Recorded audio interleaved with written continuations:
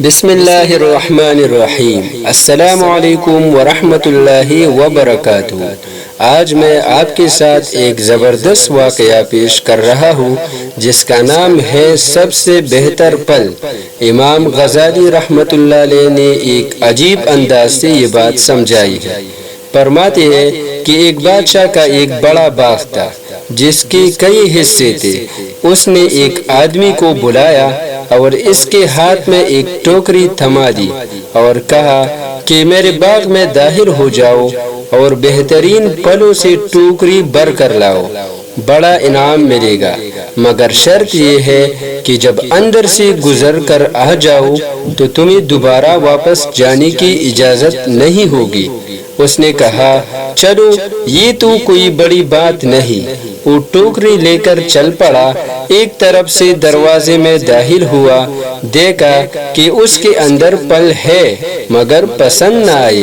اگلے درجے میں داخل ہوا، یہاں پہلے سے بہتر پھل تھے، پھر اگلی درجے میں بہت بہتر تھے اور اس کے اگلے والے درجے میں بہت ہی بہترین تھے۔ یہاں دل میں خیال آیا کہ اب میں تو کچھ پھل توڑ لوں، پھر سوچنے لگا آگے سب سے بہتر پھل توڑوں گا۔ جب اگلے اور آخری درجے میں داخل ہوا تو کیا دیکھتا ہے کہ وہاں پر تو کسی بھی درخت پر پھل نہیں ہے۔ افسوس کرنے لگا کہ اے کاش میں نے پہلے درجے سے پہلے پھل توڑے ہوتے تو آج میری ٹوکری خالی نہ ہوتے۔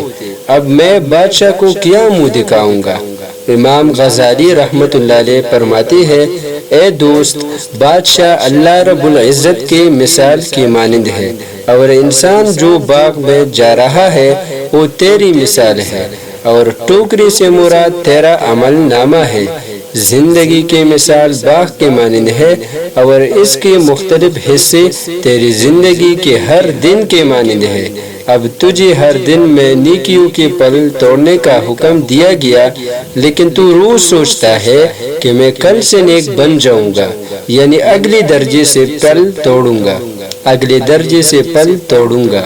تیرا اگلا دن نہ آ سکے گا اور تجھے اسی دن اللہ کی حضور جانا پڑے گا۔